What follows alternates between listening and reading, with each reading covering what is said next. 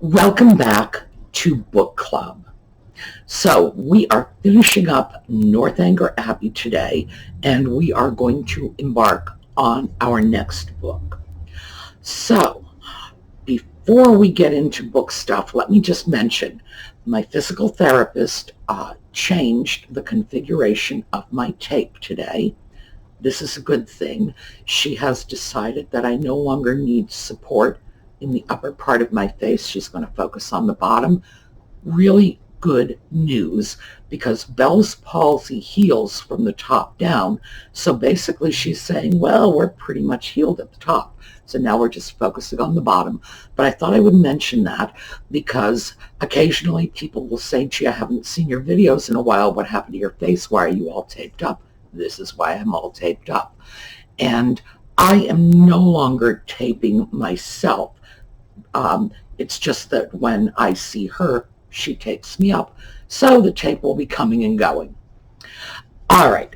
Another thing, as you can see, we are coming into Halloween weekend. I am wearing my Audie costume. I have my Audie ears. I've even clipped this one. Here's my little Audie necklace, and I am all in black. Audie refuses to dress as me. I tried a number of things and finally decided I would stick this on his head as his blonde hair and give him glasses. He categorically refuses to wear a ribbon on his head or glasses on his nose. I cannot persuade him. But just so you don't think I'm a bad cat mommy, this is Audie's little Halloween bag with his goodies in it. There's cat treats. You know, maybe he'll become a little more cooperative when he realizes there's a treat in it for him. And this, which is a fluffy bird with real feathers in, and it's black. It looks just like Audie. And I thought he would very much enjoy, killing this. I was going to say playing with it, but, in his universe, that's the same thing. We'll give him a bird to slaughter. And I should probably clip a little ear on this. But yes, I am giving Audie treats. And as I say, maybe it will make him a little more cooperative. So far, I cannot get him into the Halloween spirit, no matter how hard I try. He went out today. We are getting this sort of overflow of rain from the hurricane. And I said, don't go out, you're going to get soaked. And he said, but I really need to go out, you don't understand. And I said, fine, go out, get soaked, but don't come crying to me. Comes back in an hour later, crying to me, blaming me because I let him out in the rain. And right now he is right behind me, all curled up, sound asleep, because he doesn't want to go back out in the rain. So we'll see if he wakes up. I can feel him. He's right up against my butt. So we'll see if he wakes up. All right, we will be back in a minute. We will finish up Northanger Abbey, talk about what's next.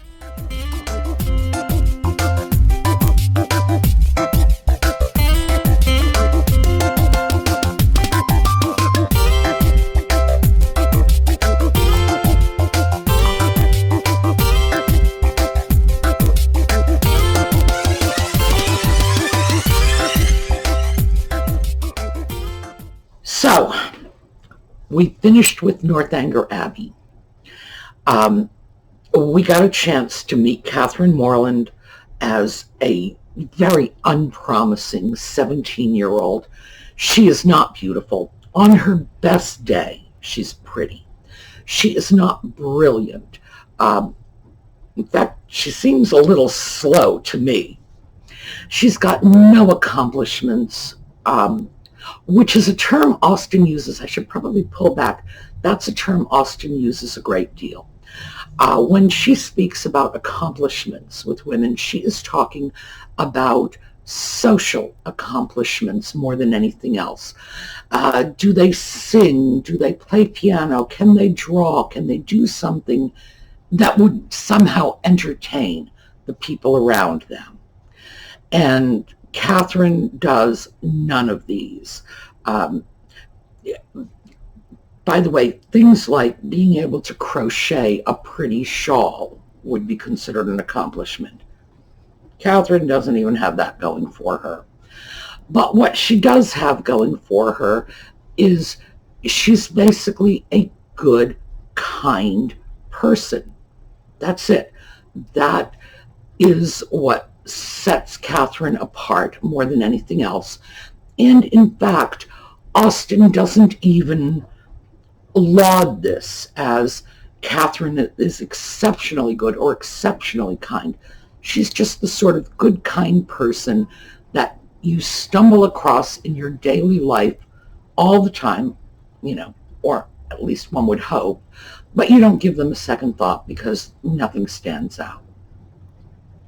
Catherine's lived her whole life in a sheltered little village, 40 families, and that's 40 families in total, not just families that her family associates with, because if it were, Austen would have said that her family, the expression she would have used is they dine with 40 families, which is to say people they consider to be in their social circle. No, 40 surrounding families, so that is everything from the Allens, who are the richest family in the village, right down to the boy who shovels up the horse poo off the street. 40 families, period. So Catherine has not met with much variety. When she goes to Bath, she does.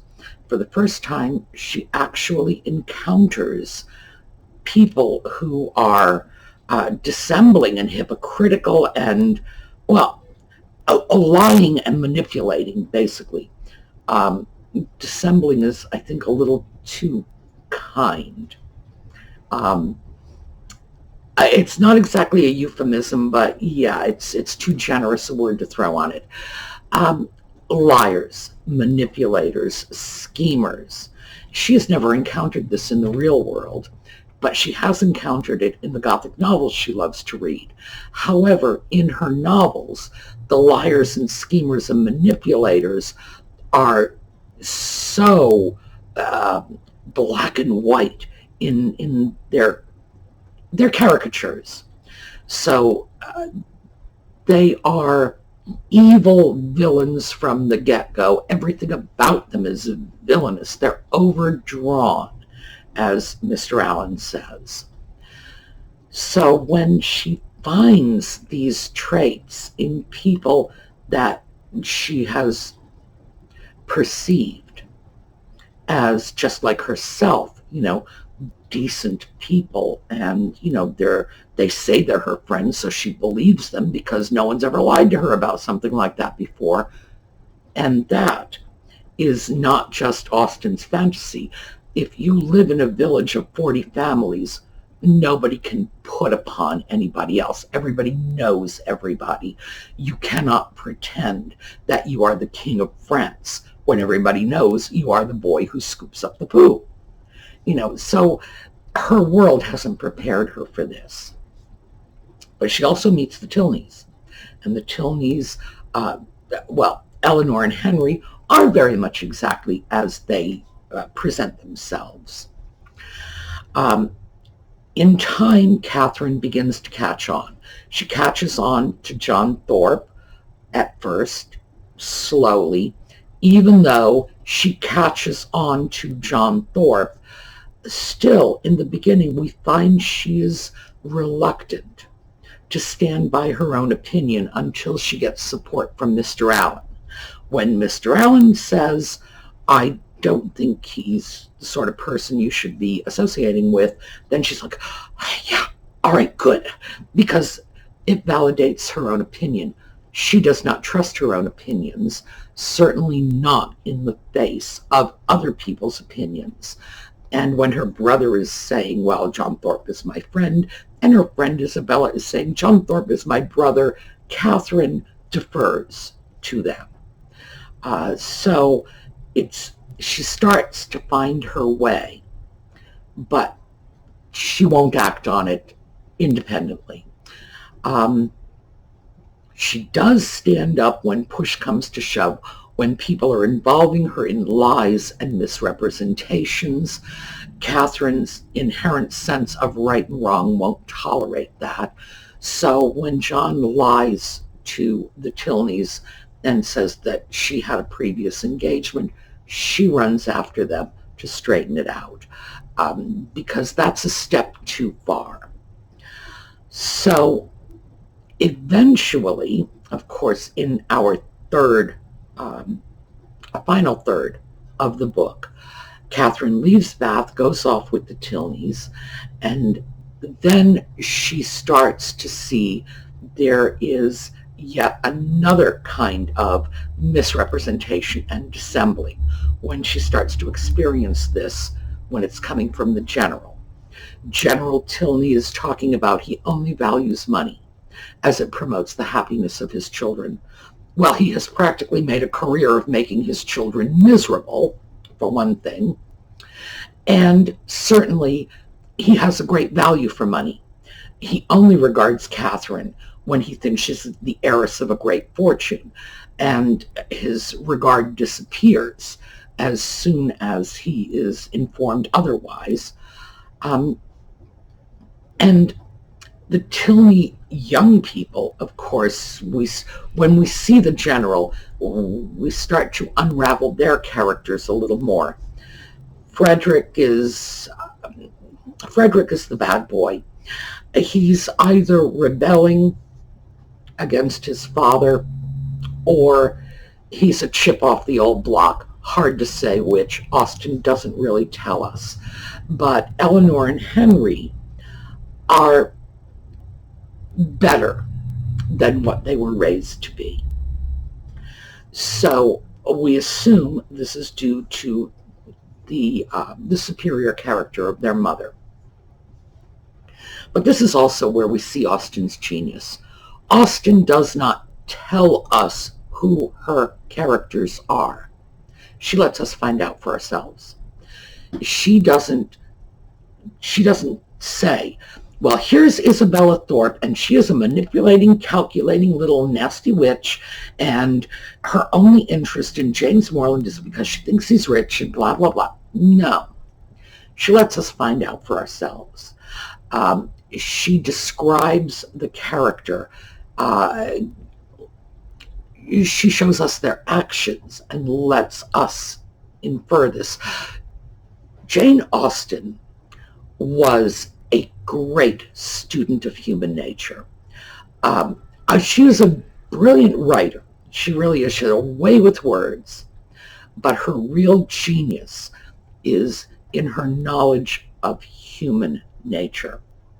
And if you look at her works and start to analyze the things that modern psychology and human interaction, family dynamics, things we know today, but she knew them 200 years ago, and she wrote about them. So we see this, and very pointedly in Northanger Abbey, as things unfold, as Catherine wises up. Now, of course, the Tilneys have figured out the Thorpes from the get-go, mostly because, they cut their baby teeth on this with their father. Catherine hasn't. In the end, Catherine, our heroine, ends up with Henry, our hero. They go off and live happily ever after. And this is where we see what Austen's overarching message is. That a heroine does not need to be abused or beautiful or brilliant or wealthy or impoverished or whatever the Gothic heroine was. Usually it was a very superior young woman from a very good family who has been victimized by circumstances and greatly put upon. Cinderella, essentially, is what the Gothic heroine is. Austen says no. It can be an unprepossessing girl from a village with no particular claims, who just makes up her mind that she's going to do right by the people around her, and consequently good things fall into her lap. It's now Austen, as a minister's daughter, would have felt like this. She would have believed that God would reward goodness, but she doesn't beat us over the head with it. Catherine does not win Henry Tilney in the end because she is such a good person. In the end, she wins him because she likes him. She has a crush on him, and he responds positively to the attention she gives him. You know, his attraction to her has come from nothing more than his belief that she favors him. And eventually he sees her merits. But, you know, that's not what it started with. It started with her partiality for him is the only thing that made him look at her twice. And as Austen says, if she's the first one to come up with that, she gets the credit. So that was the beauty of Northanger Abbey.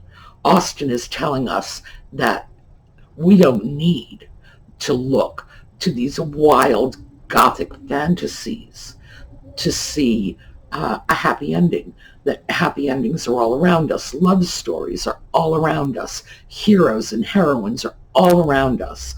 Perfectly ordinary people leading their perfectly ordinary lives. That we need to look to the real world and not to Castle Udolpho and the Pyrenees and the Montonis and the Valancourts and et cetera, of all of these Gothic novels. I personally wondered at how anyone dared to write a Gothic novel after Northanger Abbey came out. And after reading Northanger Abbey, I cannot read the Brontes, for example. I can read the Brontes, but because you have to. But I look at those novels in a completely different light. I see their flaws. I find no beauty in them. I find no tale of morality, at least not a morality I can get behind, because Austen has written the tale of morality I can get behind with Northanger Abbey, a perfectly ordinary girl who just wants to be a good person. And in the end, the universe gives her a reward for that in the form of a young man who's not quite handsome, but almost. Hey, life, basically. So, there we have it. I want to hear your take on Northanger Abbey. What do you think the message was? If you have a different take, I want to know. So, and I'm sure you do, by the way, because I think one of the great things about Austen's work is she wrote on so many different levels that she can resonate with so many different points of view.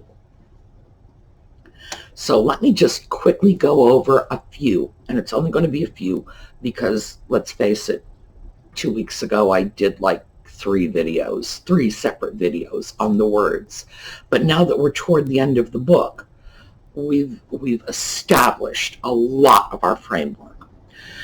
So we've got a few. When Catherine gets to Northanger Abbey, she wants to see the old building, and she sees the old Gothic fireplace, but it's been contracted to a Rumford. So I went around and I really looked for specifically not just a picture of a Rumford, but of a Rumford fireplace that had been set into a larger, more ornate fireplace, so that you might get some idea of what an old Gothic mantle turned into a Rumford might look like. By no means exact, but it'll give you some idea.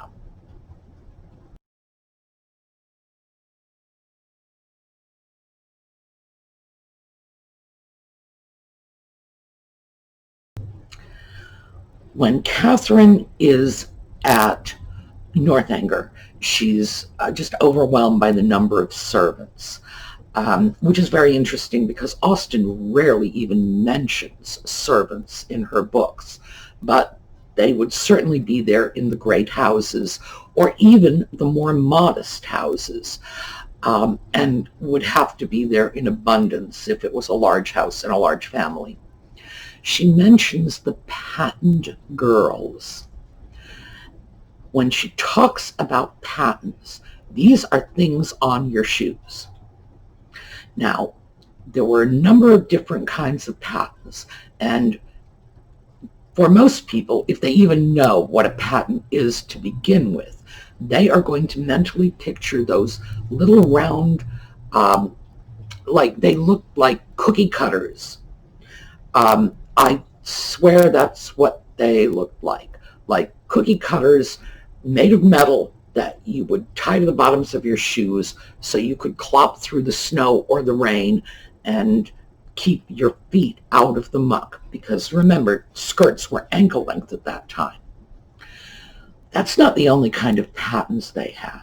And the kind of patents that a servant, like maybe a scullery maid, would have worn would have been more like clogs. So I actually found a picture of some 19th century patents that would have been the sort of thing a servant might have worn. Here you go.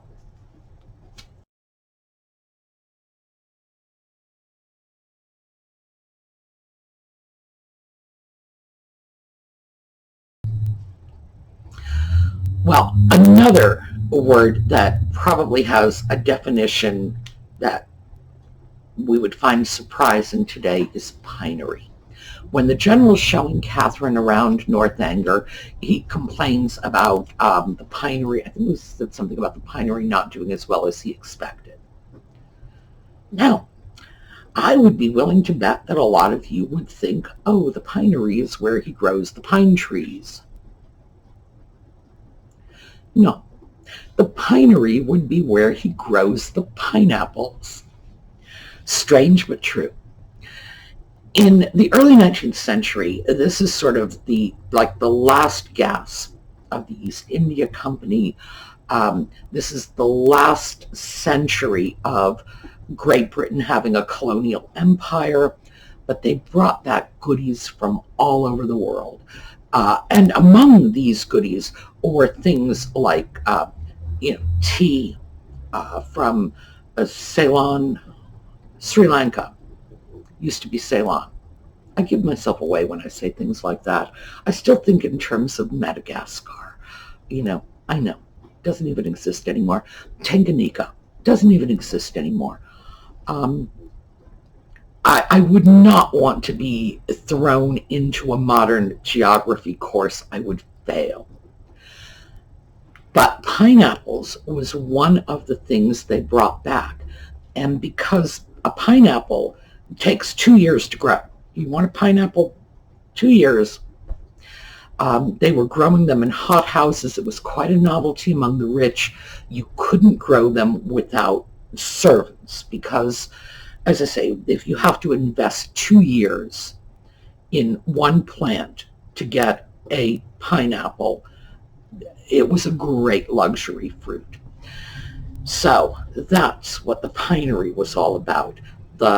The hothouse in which they would have grown the pineapples. Oh my, talk about bizarre indulgences. Curricle. Now, Austen mentions curricles. In fact, curricles are pretty prominently mentioned in Northanger Abbey. And it is a small carriage for 1 or 2 horses. We know that John Thorpe's curricle had 1 horse because he speaks of my horse. And we know Henry's had 2 because, he spoke of his horses, the light horses. So here is a picture of a caracal. Now, keep in mind, there were several different styles, just to give you an idea.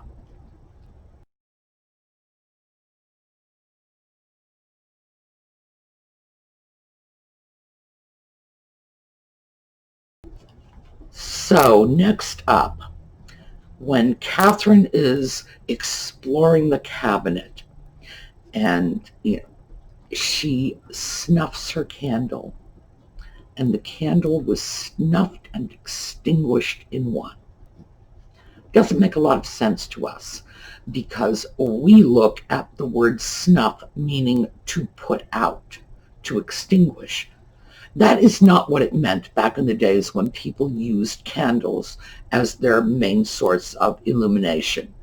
Snuffing a candle meant to snip the burnt end off the wick, because that burnt end would make the candle smoke. So you snuffed it by removing that burnt end. But Catherine screwed up, removed a little too much, and it went out. So let me show you an early 19th century candle snuffer, and you'll see.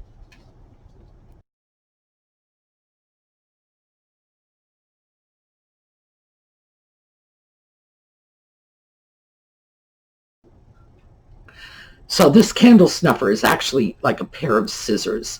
It was not designed to extinguish the candle, although what we think of a candle snuffer right now is that little bell-shaped object on a rod that you extinguish a candle with. I'm not sure what they would have called that in Austen's day, but obviously it would have been used to extinguish the candle, not simply snip off a part of the wick. And finally, you notice that nobody is having lunch in Austen's books. That's because the word lunch didn't exist. Now, there are modern writers who set their novels in the early 19th century, and they make very free use of like the word nonchen. We'll get into that in a minute. Or they'll say, oh, the midday meal. Well, here's the problem with that. Right through the Middle Ages, people customarily had 2 meals a day. That was the norm. Now, keep in mind, I'm giving you a generalization, and I am talking about all of medieval Europe, from Norway right down to Italy, so there will be variations. But in general, it was 2 meals a day. One of them was in the late morning. It wasn't something you did when you first got out of bed, because you couldn't.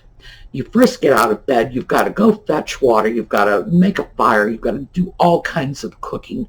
There was no bowl of cornflakes, or no shove the Pop-Tart in the toaster, grab it and run. No. Any kind of meal was a huge production. You didn't do that when you first got up in the morning. So people would get up at around 6, and they would get their day started. And then a few hours later, say 10, they would have a meal. That meal would have been called breakfast. But what it's called is not important, because quite frankly, if you have 2 meals a day, you can call them anything you want. So then they would have had a meal at the end of the day before they went to bed. Now, given the fact that in Europe, people had, and again, generalization, Norway's going to be very different from, Sicily. They would have had something along the lines of a 12-hour day in winter and maybe a 15-hour day in summer. Time didn't mean anything. The sun meant everything. So your day focused on natural light. So 2 meals a day. With the rise of the mercantile class, people who earned their living by means other than out farming, the third meal came into play. What we know as lunch. Did they know it as Nonchen? No, they did not. Nonchen, which is the word that gave way to luncheon and eventually to lunch, was sort of a snack. It would have been some berries, a chunk of bread, maybe with some jam on it, their version of a Hot Pocket, a little small portable baked pie. It would have been more of a snack. So when Austen talks about a middle-of-the-day meal, she says, we will eat cold meat together, or we will have our mutton. Those were the two most commonly used expressions to define or describe that midday meal, because it would have been the leftovers from the night before, the cold meat. It would not have been a meal like dinner, which would have been elaborately cooked, and probably the preparations would have started in the morning for that meal. Mutton, of course, being in England, they eat sheep in England. Oh, apparently they just ate a lot of sheep. For them, eating your mutton was synonymous to saying eating your meat, because mutton was so widely consumed. So, did they have a firm concept of lunch? No, it wasn't really well entrenched. They were enjoying 3 to 4 meals a day, because they would have had breakfast. We know this. That was firmly entrenched. How do we know this? They had breakfast china. Austen tells us so. They had breakfast parlors, special rooms in which you ate breakfast. You had a breakfast table. So we know breakfast was a thing, and dinner was a thing. They had a dining parlor. They had dining service. We know. And most of this, she tells us, in Northanger Abbey. A few of these things are mentioned in other books, but the point is, those 2 meals are very well established. We know they had tea, but we also know that tea was not some standard thing you had at 4 o'clock, the way it eventually evolved into later in the 19th century and in through the 20th century. It was, again, tea was more like Nonchen, a snack, something you would grab on the go. You would stop, you would have a break, you would have a sandwich. You could have a sandwich then, by the way. Sandwiches and meat pies and things that were portable. So that is the whole thing about eating their cold meat or eating their mutton. When you see that, just translate it to lunch in your head. But remember, it varied widely. And what Jane Austen's upper middle class families were doing is probably not reflective of what was going on in the lives of the industrial workers or the agrarian workers. They probably had some very different eating habits. All right, let's talk about the next book. I thought we would do Persuasion next, and there are several reasons for this. One, we got several requests to go on with Austen. 2, thin book. This is 23 chapters, and the chapter is only like 5 pages. So I thought we would just split this the same way we did the first. We'll do, no, I'm sorry, there are 24 chapters in this. Wonder what I was thinking.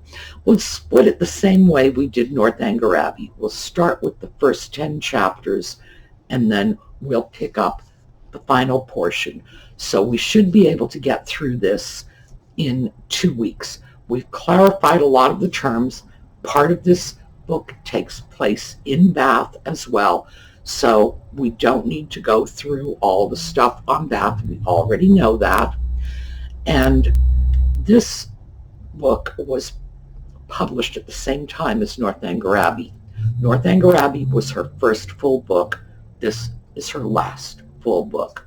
So you'll have a chance to see Austen as a young writer and as a mature writer.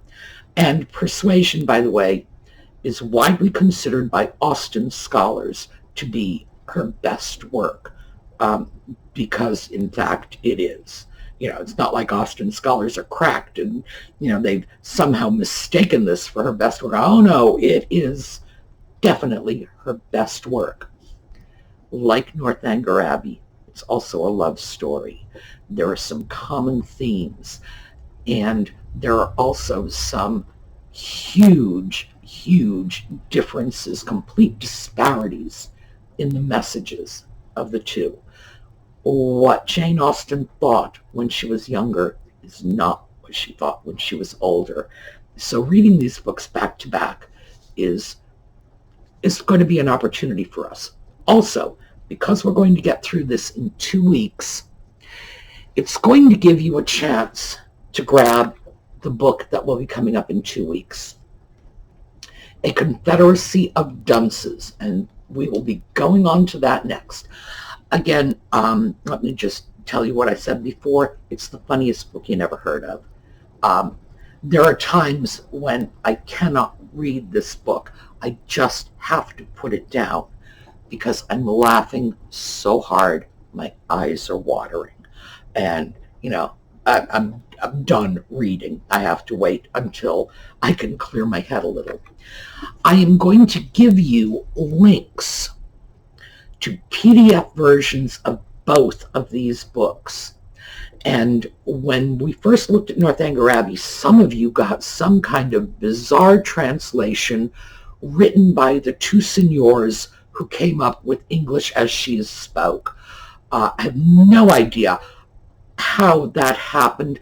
It seems to me that some of you got a work that had been translated into a foreign language and translated back in English.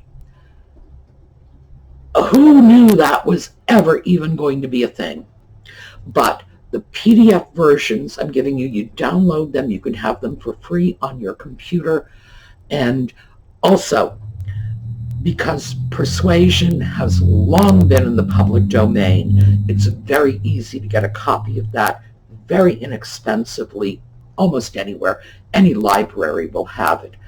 A Confederacy of Dunces, I paid, I think, $6 for this copy. You can easily get it on Amazon because this, well, it's a Pulitzer Prize winner, so it's not going to go out of print anytime soon. If you want your own copy like this, you can grab one almost anywhere for under $10, including shipping. But I do want you to have that free PDF version available to you. I do not want anyone to have to walk away from book club over the cost of a book. No, we're not going to get into anything that I can't provide to you for free. Additionally, everything we are reading, I am reading right here, my MP3 player, audio versions that I have gotten on the internet for free. So keep that in mind. If we've got a book, you can get a free download. If you want to know where to get free downloads, I would just, because I can't tell you this, or they will pull my video. You could go into Google and Google Swedish-based pirate video site. And the site will come up. You will see it. In big ship. Can't miss it. You'll find your download copies there. So, but I can't mention video pirate sites. That will get me into way too much trouble. But if you throw that in, you'll find it.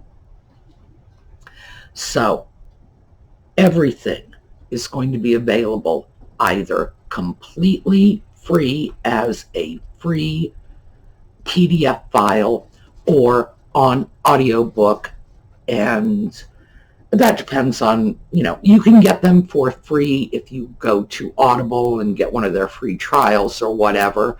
Or, like I say, there are other ways to do it. Just be creative. So let me quickly mention our winners again of the refrigerator magnets. Shannon O'Brien has gotten in touch with me, and I have sent her back a message. So we need to hear from Love History and Charles Ross. So those are our other two winners. And by the way, it always is very helpful if you enter a giveaway to hit that notification bell, because then you will get a note when I respond to your comment telling you where to write, to give me your address. Alrighty. Have a great evening, everyone. I will see you all tomorrow morning.